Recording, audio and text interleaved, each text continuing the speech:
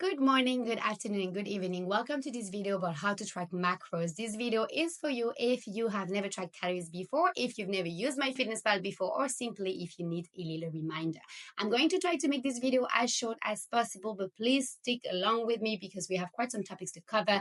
It is crucial that you know exactly how to track calories so we can actually see if the nutrition strategy that we have for you works. So in this video, we'll talk about the practical things, right? How to create an account, how to link it to Everfit. Once we have that, we'll talk about some of the limitations and the different subscriptions you can get with the app, how to log food, create recipes, create meals, other tricks, some best practices, and then we'll go over some other settings. First of all, how to create an account on MyFitnessPal. So you want to download the app, then you'll follow the steps that are in the app. They're going to ask you a few questions about your goals and who you are. You can, of course, fill this in as honest as you want, but keep in mind that all the goals, calorie goals, and all these things will be shared by me. So you can ignore any of the things that MyFitnessPal is telling you. And then what is very important is I want you to disable use my phone to track steps. Why? Because MyFitnessPal will take the calories burned through those steps and subtract them from your goal. This is not what we want. So how to link MyFitnessPal to Everfit is pretty simple. You have to go back to your Everfit account, which by now you already have created. You have to click on you, then on your profile picture. You'll scroll down to app integrations and you select MyFitnessPal. Then you enter your MyFitnessPal ID and you click on submit. Once that is done, though, there is an extra step to do. Please go back to your MyFitnessPal account, click on more, then go down to settings and then click on diary settings, diary sharing, and set it on public so I can see what you've been logging and how many calories you've been eating. Now let's talk about some of the limitations of MyFitnessPal.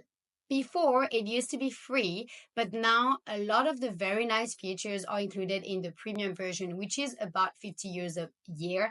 I do strongly encourage you to purchase it. I'm not a person who will force you to buy anything, but this is really worth it. It's gonna make you save so much time. So basically in the premium version, you're going to be able to adjust the serving size, and you'll see later on that this comes very handy. You'll be able to scan barcode and you will directly have it logged into your journal. Then you can also do the quick adds with the macros. I'll talk about this in a little bit.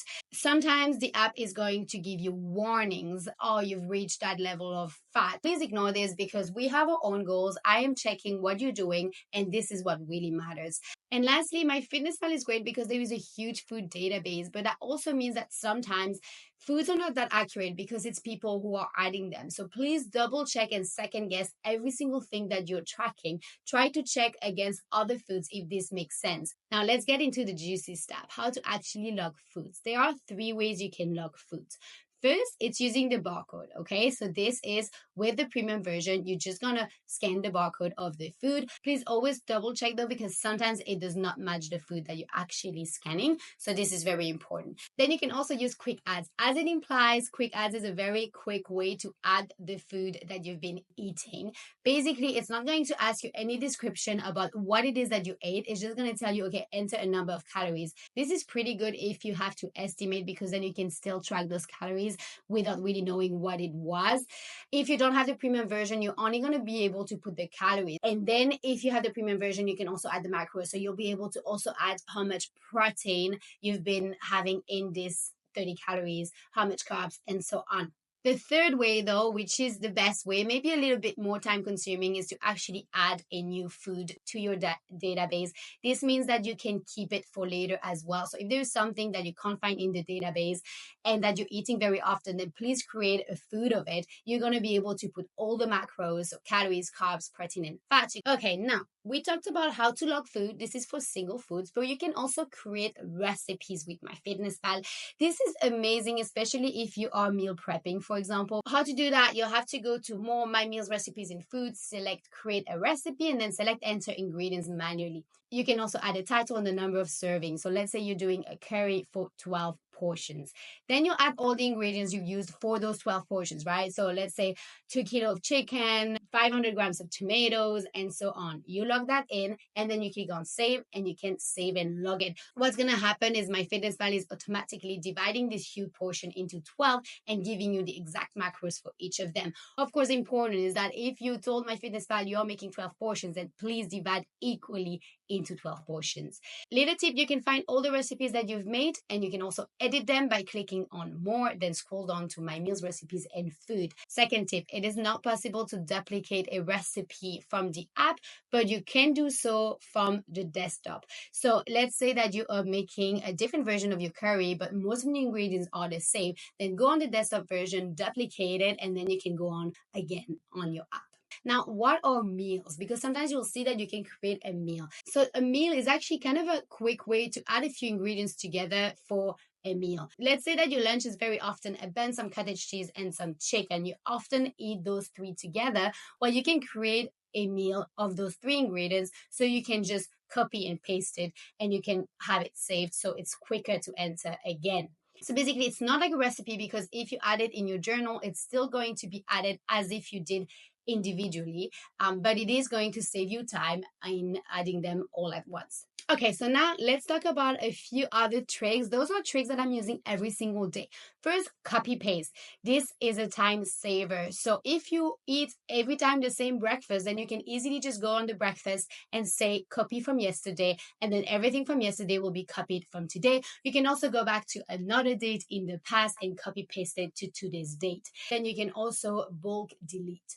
Tip, if you eat with people that have a MyFitnessPal account, then you can steal their foods and recipes. All you have to do is add them as friends. Then you go to your friends, and then if they have their diary set as public, you can enter their diary, and you can actually copy paste whatever they have put. This works very well with my boyfriend, for example. When he logs things that I'm eating as well, then I'm just going to steal it on his diary.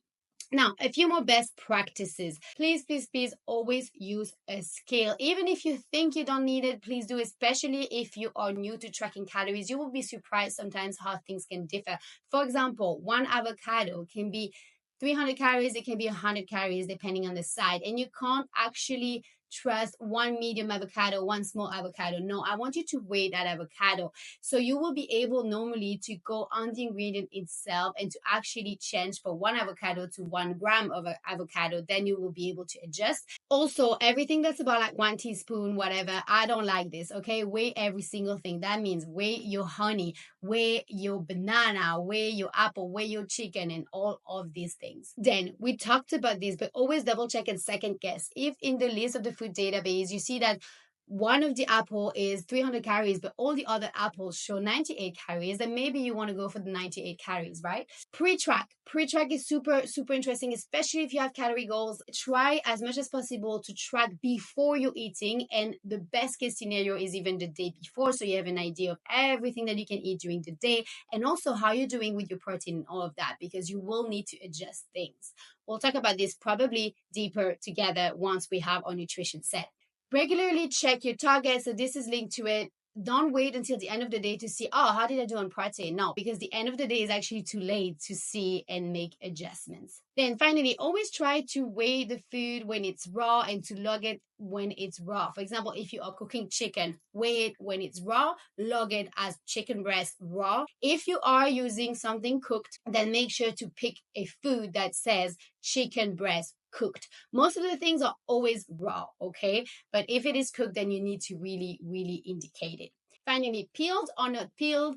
This might seem silly, but it is a question and a fair one. Should you weigh your banana with the skin or without? Always do it without. An apple that you eat with the skin will have more fiber than an apple without skin. So if you are paying attention to all those things, then make sure to find in MyFitnessPal an apple with skin and then put the weight there.